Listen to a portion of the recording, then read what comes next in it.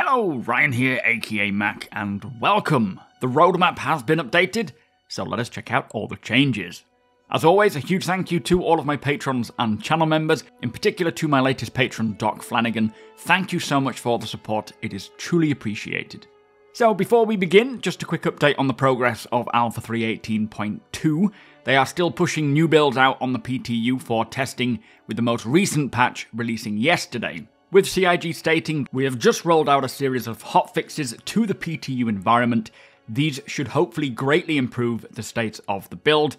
We will continue to monitor and provide additional updates as time allows. The lag on the back-end infrastructure looks to be all caught up now, and primary causes patched out. So this is great news to hear, as I believe yesterday they were breaking the build even more to try and figure out what these lag issues were for inventory and ASOP terminals. And it also sounds like this was the last remaining blocker before they push it out to the live audience. So hopefully that is it now. They will probably monitor this patch with the hotfixes for a little while, just to make sure that it is working as intended, and hopefully roll it out to live as soon as possible. As always, I will try and keep you up to date on its progress here on YouTube. Now, to the roadmap update. This fortnight's update brought 5 new additions to the progress tracker, plus they added the majority of the Q2 schedule for the downstream teams, with additional teams coming in subsequent updates.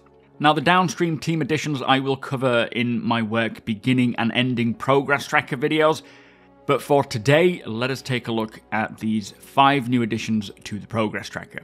Firstly, we have 2 new gangs, or their outfits anyway. We have the Headhunters fashion outfits, which says this involves developing multiple outfit variants for the Headhunters, who are a Pyro gang, and the same goes for the second gang, who are the Rough and Ready gang, who also reside in the Pyro system.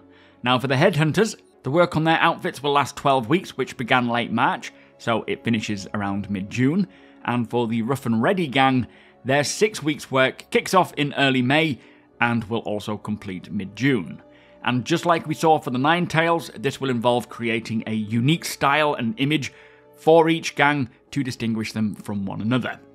Now for the next 3 additions, these are all new mission types. The first one being for mining, called Resource Rush, which says various large clusters of asteroids around Stanton are being sold off by several organizations, and for a fee, civilians are given access to these spatial mining claims and allowed to mine until the cluster is depleted, drawing many mining crews and occasionally pirates to these hotspots.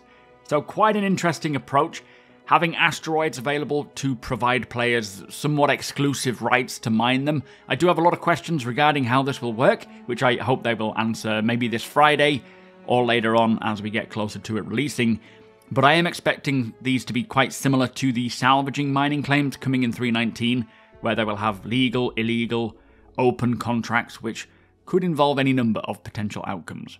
Now, the Mining Resource Rush mission has 24 weeks work, which actually began back in January, so it finishes around late June. The next new mission added is called Package Extraction, which is a new multiplayer mission, being PvE orientated, where players will work together to recover stolen Crusader Industries prototype ship components back from the Ninetales, utilizing these platforms around Crusader, I expect, before they escape off-world. So very similar to the Ninetales lockdown, this will bring players together, likely against the clock before the Ninetales load them into a ship and take off, with players fighting their way through waves of Ninetales to recover the components. I do wonder though, if it will be possible to steal these components for ourselves and use them in our ships, as for 3.19 onwards, the ability to swap out components will be possible.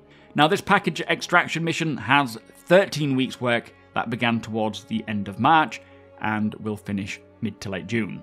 And then the final new mission addition is called Data Download, which says it tasks players with infiltrating ships defended by hostile NPCs to hack terminals, and will offer both lawful and unlawful mission types.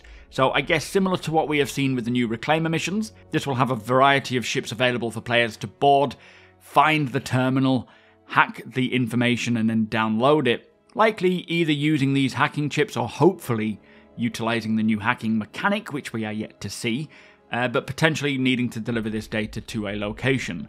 And again, this has 14 weeks work, which kicked off late March and will complete at the end of June. But that is it for this fortnight's roadmap update. Very happy to see them adding many more new mission types for all manners of professions in the verse, and I look forward to hearing more about how this is all going to work. Personally, I tend to stick to just finding work off of my own back, based on what players have been doing, be that salvaging or whatever. Even mining, you can go out and find quite reasonable amounts of commodities, but with 3.19, that changing, it'll be interesting to see how they balance that alongside these missions. But there does certainly seem to be a large push to expand on all missions right now, just bringing a lot more content into the verse, and the idea of contracts as an option is quite interesting. Of course, we will have to see how they play out, but I am liking what I'm hearing. But with that said, if you do appreciate my videos, please do consider subscribing and helping the channel to grow. Also, come and hang out over at twitch.tv/SuperMacBrother. You are all more than welcome over there. Hit the thumbs up if you don't mind, it does the channel a big favour, and tick that notification bell if you'd like to be notified when my videos go live. Again, a huge thank you to my patrons and channel members. Thank you for watching, and I'll see you in the next one.